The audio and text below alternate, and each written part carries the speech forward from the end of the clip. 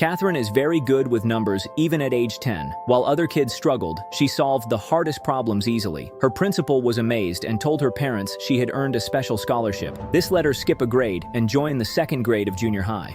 She was also accepted into the best school for black students, a big achievement at the time. In 1926, America was deeply divided by skin color. Toilets, hospitals, and schools were separated for black and white people. Even with these unfair rules, the school believed Catherine could become someone who would show that black people deserved equal treatment. 35 years later, Catherine became a skilled woman. One afternoon, she rode with her friends Dorothy and Mary when their car broke down. They panicked because they needed to get to work on time. The three women worked at the United States Space Agency in the mathematics department. A police officer arrived while they stood by the car. Black people were often treated with suspicion. Mary explained they worked at the space agency on important missions, and the officer helped them.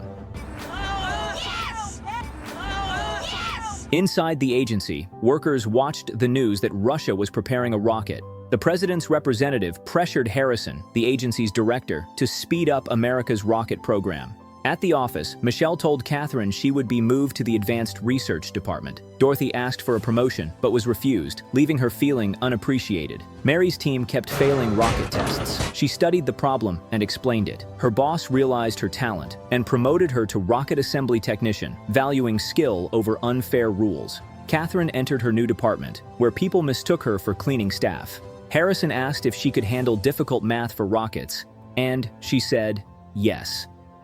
Paul gave her a messy report, hoping she would fail. Catherine uncovered the real information and redid the work on the chalkboard.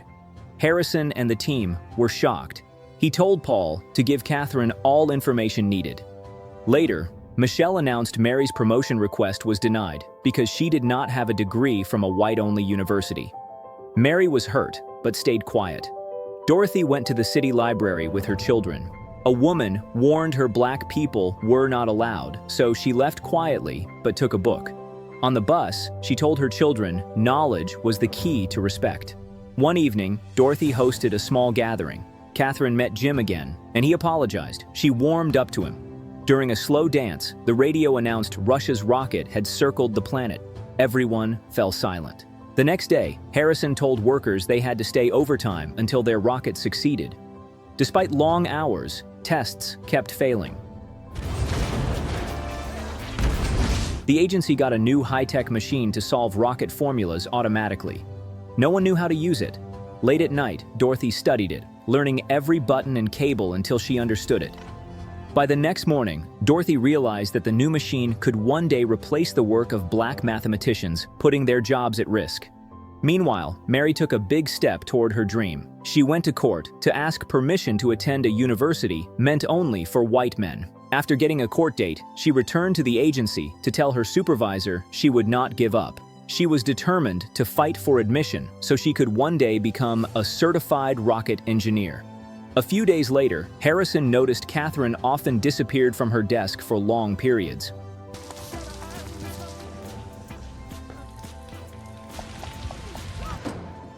Demanded to know why she spent so much time outside.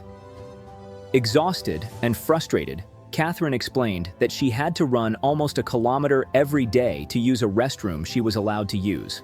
Bicycles were not allowed for black workers, and there were no toilets for black women in her building. Even the coffee station separated her from others. Her words shocked the whole room. After explaining, she asked to leave again to use the restroom. The next day, Harrison walked through the building and removed all the signs that separated restrooms by race. He declared that everyone at the agency used bathrooms for the same purpose, ending segregation there. Months later, the trial period for their project ended. On May 5, 1961, the United States prepared for its first manned rocket launch. The mission succeeded, and the rocket went safely into space. People across the country celebrated, and the team was recognized by President John F. Kennedy, who announced the nation would continue exploring space. During this time, Catherine and Jim grew closer and formed a strong bond. At the same time, Mary stood in court asking the judge to approve her request to attend the white-only university. She wanted to become the first female engineer at the space agency. Her calm but determined speech impressed the judge, and he granted her permission. Back at the office, Catherine asked permission to calculate formulas for the next rocket launch. Paul tried to stop her, but Harrison supported her. After 47 days in space, the astronaut returned, but the capsule broke and sank. Government officials were upset because public funds had been used. They pressured Harrison to ensure the next rocket would be perfect.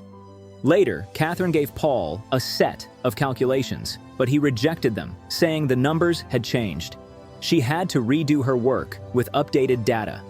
Patiently, she explained she needed to attend meetings to stay informed, but Paul refused again.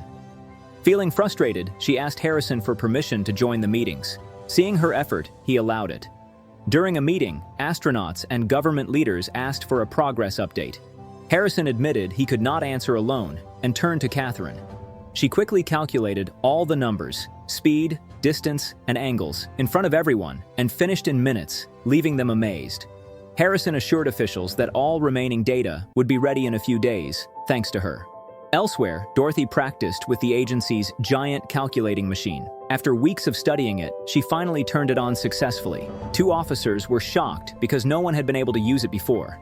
The next day, Michelle told Dorothy that the director wanted her to officially operate the machine and replace the black mathematicians. Dorothy agreed only if all her black colleagues could work with her, and Michelle accepted. On Mary's first night at the white-only university, the classroom went silent when she entered. The instructor was confused to see a black woman in the room. Mary calmly explained that she had been legally allowed to attend. Even though she was the only black woman among white men, she stayed determined and focused, ready to learn everything she needed to reach her dream. When Catherine came home after work, she was surprised to see everyone dressed in their best clothes. A special dinner had been prepared just for her. Soon after, Jim arrived and expressed his wish to build a future with her. Overwhelmed with happiness, Catherine agreed and quietly let her tears show her joy.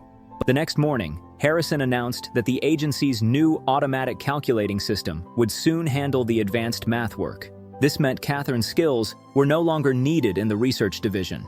She was told to return to her previous department with the black mathematic team. The news hurt her, but she accepted it quietly. Before leaving, Harrison's secretary gave her a pearl necklace, a farewell gift from the whole division. A few days later, Catherine got married, just as America prepared for a major space event on February 20th, 1962. Across the country, the second U.S. space mission was being shown on radios and televisions. This mission aimed not only to travel into space, but also to circle the Earth, like their competitor nation had done. In the operations center, Harrison noticed that the machine's data did not match previous calculations. They contacted the astronaut, who insisted that Catherine be called immediately because he trusted her judgment more than the machine. If she verified the numbers, the mission could continue. If not, it would be stopped. A staff member ran 800 meters across the campus to find Catherine, realizing how exhausting her daily efforts had been when she had to run that distance just to use a restroom she was allowed to enter. He handed her the updated figures and begged her to work quickly. Catherine focused and recalculated all the numbers under extreme time pressure. Once she finished, she rushed to the operations room.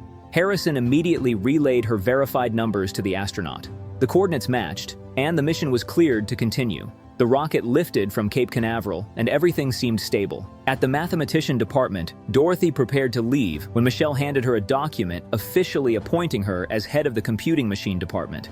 Their positions were now equal, and Michelle addressed Dorothy respectfully. Hours later, the spacecraft circled the Earth successfully. Warning lights showed that re-entry had to happen immediately.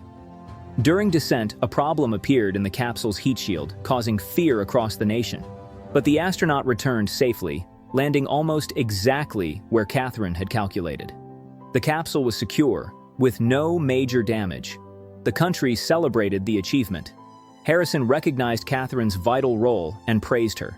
He joked about the next big goal, and Catherine confidently said she was ready for any challenge. Even amidst all the success, Catherine felt a mix of joy and loneliness.